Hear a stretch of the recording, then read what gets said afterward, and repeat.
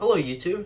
Today we are taking a look at Microsoft Money, and this is actually just a bad introduction for the actual topic of this video, which is the PowerBook G4. And if you guys actually want to see an episode about Microsoft Money, then let me know and I'll try to make one. But let's actually move on to the PowerBook, since that's what this episode is going to be about. So in the first episode, for those who haven't seen it, I'll have it linked right here. But basically, to sum up what actually happened, we tried to install Leopard, and after several failed attempts, and a couple more after that, we actually did install Leopard, and it worked. That was pretty much the whole episode, since it was an installation sensation without the sensation part. But if you guys want to see the amount of suffering and troubleshooting that we had to go through, then be sure to watch that. But in this episode, we're going to be taking a look at the machine itself, since we actually did not take a close look at it in the first episode. So in this episode, we'll take a look at the connectivity and the expansion that this machine offers. And later on, we'll also install some software and some programs to actually use this machine. Taking a look at the front of the machine, we have a latch which holds down the lid, and the latch also has a built-in LED to indicate that it's in sleep mode. And to the right of it, we have a DVD drive. Mine is a little bent, but it does still function just fine. Starting from the left to the right, first off we have the power connector, which is a barrel type of connector since this is before MagSafe. But the nice thing about this connector is that it does have a LED ring light around it, which indicates what the battery is actually doing. If it's amber, it shows that the battery is taking a charge. If it's green, it shows that the battery is full.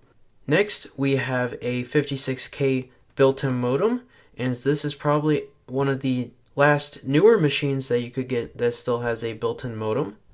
After that, we have USB 2.0, as well as a line input and a line output. And at the end, we also have a card slot to actually put expansion cards, as well as a handy eject mechanism. And an extra thing on the side, as well as the other side, is the intake for the cooling. This is where the air goes in and the air comes out underneath the display. Taking a look at the right side of the machine, from right to left, first off we have a DVI connector, which is extremely handy to have since you could always use this with an older display, or you could always convert this into a HDMI signal. Then we also have S-Video, which is also extremely handy to have since you could always use this with an older television set or even several monitors that support S-Video. Then there's also built-in Ethernet, FireWire 800 and 400, another USB port, and a Kensington lock slot. The rear side of the machine does not have anything except for the exhaust for the cooling system. On the bottom side of the PowerBook, we have a RAM access door with 4 screws to open it up, as well as the removable battery and the locking mechanism for the removable battery. And you can always easily replace the battery with a fully charged one, and by taking a coin or a flathead screwdriver, you can easily remove the battery. And the battery itself has these little grooves in which these hook onto, and this is where it actually locks into place. You can always have a backup battery that's fully charged in case the current one dies, and if that battery actually does fail, you can always just easily swap out the battery instead of having to actually open up the machine and replace it that way. Within the actual area for the battery, there is also an access hatch to give you access to the airport card. And there is the airport card. Putting the battery back in is just as easy as taking it out, as long as you have it properly aligned and this part goes in first. The battery simply just clicks into place. The RAM cover may be a piece of aluminum, but on the back side it shows a small little diagram of how to actually install RAM within the PowerBook. The mechanism that is actually used for taking out and putting in RAM is essentially the same as modern laptops. Two little levers hold the RAM into place, and it simply just slides out. Now this is DDR RAM, and this is 333 megahertz, and this is a 512 megabyte stick, and the other stick within here is a 256, making up the 768 megabytes of RAM that this PowerBook has. Putting in the RAM is the same as taking it out, simply just putting it back into the connector and pushing down on it until it locks into place. The actual latch for the PowerBook magnetically pulls the latch so that way it locks into place. That pretty much just leaves the keyboard and the trackpad. The trackpad is a smaller one since this is of course a 2004 machine, but it does actually do a really nice job, and the mouse button is still a really nice tactile feeling mouse button, and it still works great even after all this time. The keyboard itself does show some signs of wear, however, it still actually is a very nice feeling keyboard. And apart from having a dedicated power button and an eject key, as well as the Apple logo on the control key, most of the keys are pretty similar to what you would see on a newer MacBook, of course with some minor changes, and the newer ones are backlit. The keyboard itself is still a really nice feeling keyboard, and it definitely holds up. I guess there are also technically the speakers on the side. They are still really nice sounding for a machine of this age. Now that we've taken a pretty in-depth look at the machine, we should probably install some software now. So first off, we do have Safari as a web browser, but this is version 5 and it was last updated in 2011. So it's not all that up to date, and we probably need a better web browser. For that, we have TenFourFox, which is a special web browser just for PowerPC machines, and in our case we're running Leopard on a G4 processor, and downloads are right there. Now for G3 and G5 processors, it's extremely easy to download it because there's only one link, but for G4 processors, there are actually two different ones, and you can pretty much tell which machine yours is by simply just going into terminal and typing in machine. That tells you what processor you have, or at least which version you have to download. And in our case, we have to download 7450. Now I've already downloaded it just to save some time, but that's the only real extra step you have to do with G4 processors. So let's actually quit Safari since we won't be using that. So now we have TenFourFox in the applications folder. It's already installed and it's ready to go. So if we take a look at about TenFourFox, this is release 30. This is currently the most up-to-date version you can get on the website as of the making of this video anyways. And now we have a up-to-date web browser. So for those who don't know, TenFourFox is basically a version of Mozilla, or at least Mozilla Firefox, and it's basically been ported over to run on PowerPC machines, and it actually runs pretty nicely. For a PowerPC machine that has an up-to-date web browser, it's really nice to have, since something like Safari doesn't really work all that well nowadays. And for example, we could even go to YouTube, and it will actually load. Of course, it's going to complain, but it allows us to skip that, and it will take a second for it to load, but YouTube is working. So we have YouTube opened up, and if we look up something like the channel, it's actually pretty fast with the load time, but it actually doesn't look all that bad for a machine of this age. There's no real graphical glitches since this is of course a more up-to-date web browser. And if we go to the newest video, since there is a segment within it, mainly just music, we can see how well it actually streams. So it defaults to around 144 or 240p. I think the best you can get at still kind of playable frame rates is usually 360p, and that's with the main web browser. If we stick with 144p and we go to the section of the video with the music,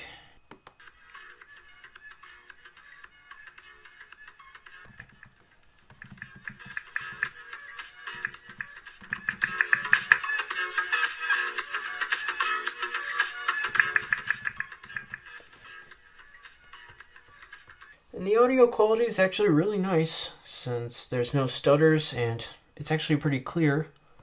Now, of course, this isn't the best picture. It's not really intended to play YouTube, at least with a web browser like this. Fortunately, there are different applications / versions of TenFourFox. One of them is TenFourFox, which is essentially the main web page of YouTube, but it's a cut down browser where it's specifically just for YouTube, and it actually makes it play at a much better frame rate. Another option is that there is TenFourFox Box, which it's the same concept as TenFourFox, but you can do it for other applications like, for example, Discord, or if you want to open up something, an application that is within the web browser. The only thing I can think of right now is Discord, but it's like that. I guess you could technically also do Google applications like Google Docs or something like that. I'm not sure how well those would run since those are pretty heavily reliant on the browser itself, since it's all cloud-based and whatnot.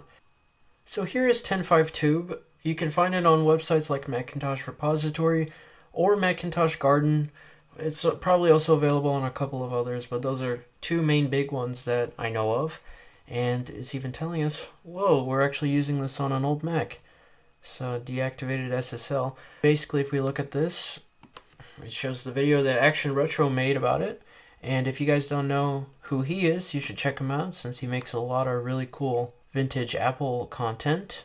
But basically, as we can see from the screenshots, it's a cut down version of the browser, and it kind of resembles mobile in a way, and that would probably definitely help with load times since the mobile version would be more cut down and reduced. But now we're just waiting for this.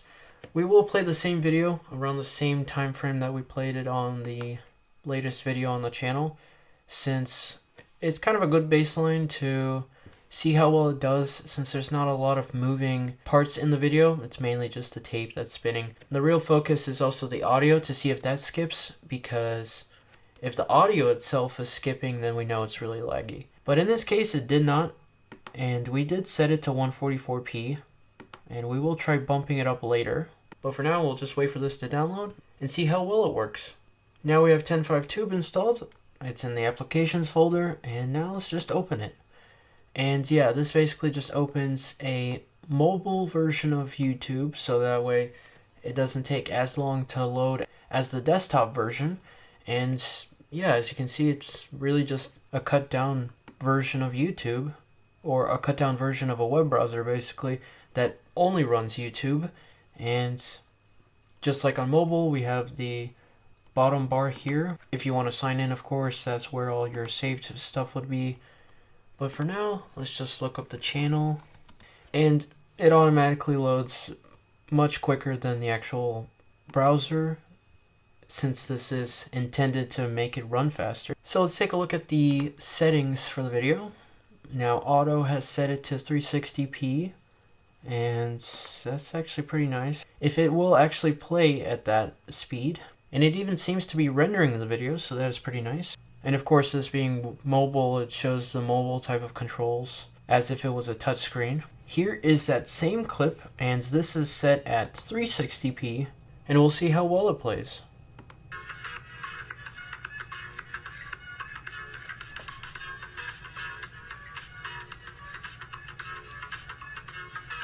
Alright, so already it's actually not pixelated, at least not as heavily as the one in the TenFourFox browser.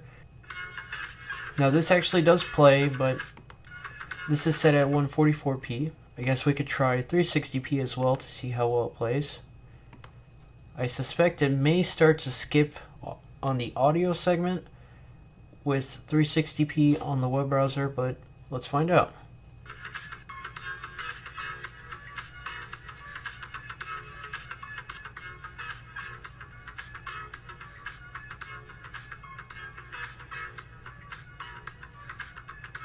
So it definitely took much longer for it to even start playing. I think there was one audio skip. It did eventually kind of start playing, but it's definitely not as usable as TenFourFox, because this actually plays pretty well. So this is just a quick update about 10.5 specifically. The version we were taking a look at was version 3. Now it still works, it's perfectly fine. It is the mobile variant, so it is a bit limited in that aspect, but it can still access YouTube no problem. However, throughout using it more, I found out that there's actually an updated version. Now this version is version 5, and this one is a much newer copy of 10.5, and this one has actually been pretty extensively modified, so that way it's like its own little web browser, but specifically just for YouTube. You can even have new tabs, new windows, and it just has the similar look and feel to a normal web browser on a computer. Throughout the remainder of the video, it will still be on version 3.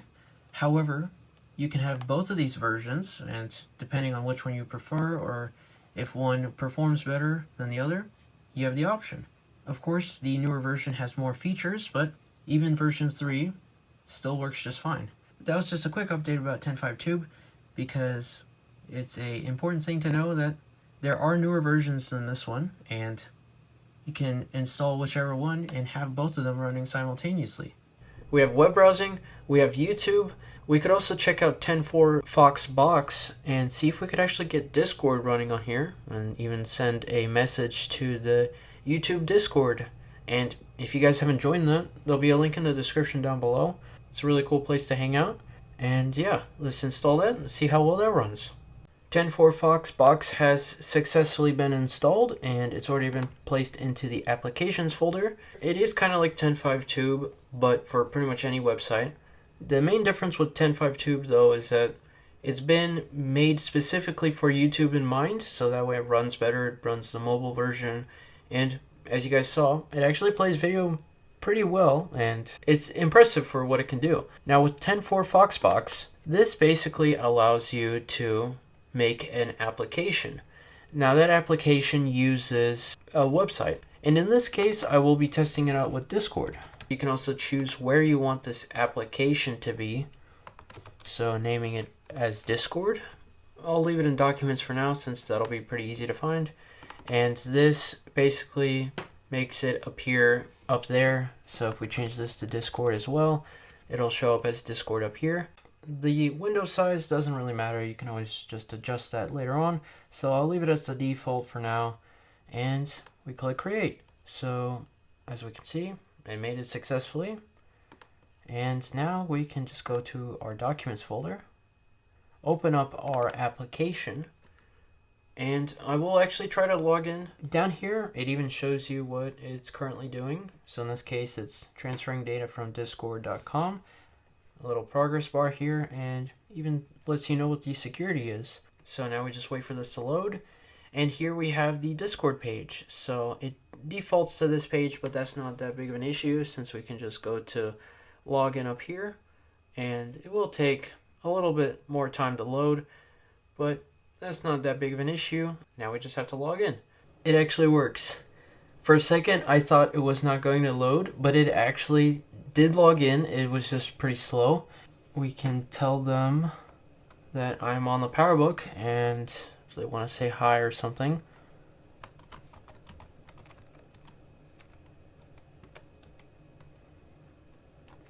And it is kind of slow with typing. Here is also a prime example of how the fans are spinning up. And after we are done with TenFourFox box, we'll definitely take a look at the next application, which will probably be G4 fan control, so that way it actually runs well. And as you can see, it's just slowly typing out here. So it does work, and it takes forever to send a message, but the fact that it works is just, it's really cool to see. This does happen sometimes. It seems like when it's trying to save some video memory or something, it just refreshes the page, I guess, and it just keeps going to this gray screen, but it does eventually come back to the server. And so we have the beach ball trying to send this message. Now we're on to the PPC App Store. So for those who don't know too much about the Mac App Store, it was first released in macOS Snow Leopard 10.6.6. Now that was around 2011, and it's actually been around 10 years since the Mac App Store was released. However, this being a PowerPC machine, it never got macOS Snow Leopard. It only runs up to Leopard. So it never got an official copy of the Mac App Store. However, this is kind of a replacement to that, being the PowerPC App Store. Now with this, it has a whole bunch of handy applications, and it just makes it really usable and handy to have because it's a whole bunch of applications in one place. They're all PowerPC compatible, and it's like having your own little Mac App Store, but on a PowerPC machine. Here's the PowerPC App Store. I've already placed it into the applications folder, and Snow Leopard and Leopard do look pretty similar. This actually doesn't look all that out of place, but now we can just open it and see what it has to offer. So we have a whole bunch of different applications, programs, games, and even an about page about the creator. This is version 2.1, last updated February of 2018, and this is the most current version. But if we take a look, there's just a whole bunch of different applications. The list is pretty long, but we'll take a look at some of them. First, we have Geekbench. We have several download links to the website if we want to buy it, and it even shows some images about the program. We will make a dedicated video about benchmarking the G4. We'll try it out with Geekbench, we'll try it out with Xbench. We can even try OpenMark to see how well the graphics perform. Some of these don't have images, but it's still nice to even have them at all. Then we also have things like Mac Tracker, which it's Mac Tracker, but it's still really nice to have. Then we have Coconut Battery, which is also nice to have since we can check the health of the battery. There's also iScroll 2. This is actually a really nice feature to have because this will make your trackpad function like a newer machine, Microsoft Virtual PC. We might be able to use Money97 with this. That will maybe be a future video. Again, if you guys want to see Money97. Then there's also Flux, which is nice to adjust the color temperature of the display. One thing I don't see is G4 fan control, so we will be installing that. Here we have a whole bunch of different applications within productivity, like Microsoft Office. A whole bunch of iLife options. I do have iLife 2005, so we won't have to download this over the network. And then there's just a whole bunch of different internet applications here. Audio for things like iTunes, Audacity, Spotify, if we don't already have iTunes installed. Video has a whole bunch of different applications like Handbrake, QuickTime, Graphics has Blender, which is pretty interesting to see on a PowerPC machine, Google SketchUp, Paintbrush. Then we have some add-ons and plugins, some themes for the macOS, some games, and then just airport utilities since it's an Apple application. But it's a really nice program to have since you easily have all these programs here. You just have to click download. We'll try out some applications in this video. In the future, we'll try out more, but for this video, we'll just do several since otherwise this video is going to be extremely long if we try out a whole bunch of different programs. But for this video, we'll just stick with things like Coconut Battery, G4, fan control, Flux, things like that. Mainly just to check it out, see how well it works, kind of like we did with TenFourFox. And here is the App Store in action. So basically, you just click Get, you select where you want to save it, and then this progress bar simply just lets us know that the download is working and it shows download completed when it's done. Now we have all of our applications installed, at least the ones we'll take a look at in this video. And first off, let's take a look at G4 fan control. Now this program is pretty simple, and for some reason it went to 100 degrees. Usually it's around these numbers. I did adjust them and I do not remember what they were initially. This program does allow you to adjust the sensors that the fans operate at. So if we want to set it at 40 degrees, and it's extremely loud, and it would definitely cool down the CPU a lot, but it's not ideal for normal day-to-day usage because it sounds like you have a miniature jet engine. But usually you can set it to something like 55 and it would turn on the fans faster than they would initially. But it's still nice to have these because sometimes it'll just unexpectedly turn on because the processor gets too hot. That's definitely not good for long-term usage. G4 fan control, a really nice feature to have, especially on PowerPC machines. Next, let's take a look at Mac Tracker. And for those who don't know what Mac Tracker is, it's basically a huge database program for everything Apple. It even goes back to the Apple I days, so it really does have everything.